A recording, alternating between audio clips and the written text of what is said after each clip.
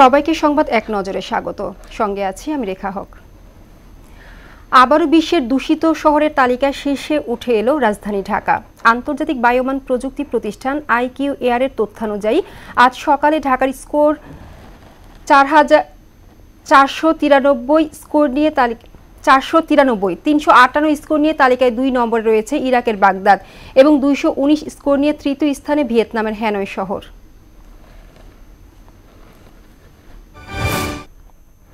এদিকে হাড় কাঁপানো শীতে জবুথবু উত্তরাঞ্চল সহ সারা দেশ। শীতে বেশি বিপাকে নিম্ন আয়ের মানুষ। দেশের বিভিন্ন জেলায় শীতের সঙ্গে পাল্লা দিয়ে বাড়ছে নানা রোগ ব্যাধি। এই সময়টাতে শিশু ও বৃদ্ধদের বাড়তি যত্নের পরামর্শ দিয়েছেন চিকিৎসকরা। ঘন কুয়াশার কারণে সূর্যের দেখা মিলছে না, এতে করে দিনের বেলায়ও হেডলাইট জ্বালিয়ে চলাচল করছে যানবাহন। বিএনপির ভারপ্রাপ্ত চেয়ারম্যান তারেক রহমানের বিরুদ্ধে চাঁদাবাজির 4টি মামলা বাতিলই থাকবে। এই মামলা বাতিল করে হাইকোর্টের দেয়া রায়ের বিরুদ্ধে রাষ্ট্রপক্ষের লিভ টু আপিল আজ খারিজ করে দিয়েছেন বিচারপতি মোহাম্মদ আশফাকুল ইসলামের নেতৃত্বে 4 বিচারপতির আপিল বেঞ্চ। 2007 সালের বিভিন্ন ব্যক্তি বাদী হয়ে রাজধানীতে এই 4টি মামলা করেন।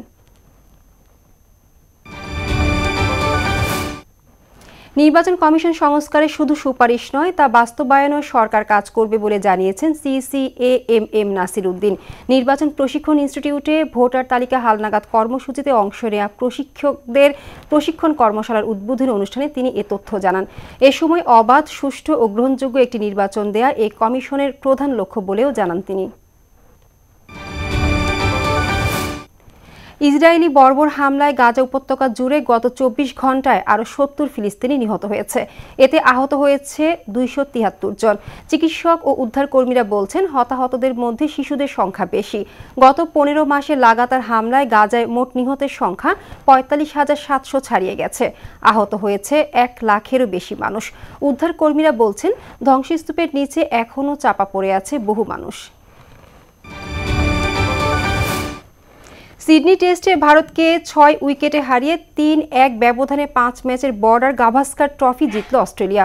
10 বছর পর ট্রফিটি ঘরে তুলল অজিরা। 162 রানের টার্গেটে ব্যাট করতে নেমে তৃতীয় দিনের দ্বিতীয় সেশনে জয়ে পৌঁছে যায় স্বাগতিকরা। এর আগে দ্বিতীয় ইনিংসে 157 রানে অল আউট হয় সফরকারীরা। আর প্রথম ইনিংসে ভারত 185 রানে গুটিয়ে যাবার পর অজিরা করে 181 রান। এই ছিল সংবাদ এক নজরে। সবশেষ খবর সবার আগে জানতে মোহনার সাথেই থাকুন। এতক্ষণ সঙ্গে থাকার জন্য ধন্যবাদ সবাইকে।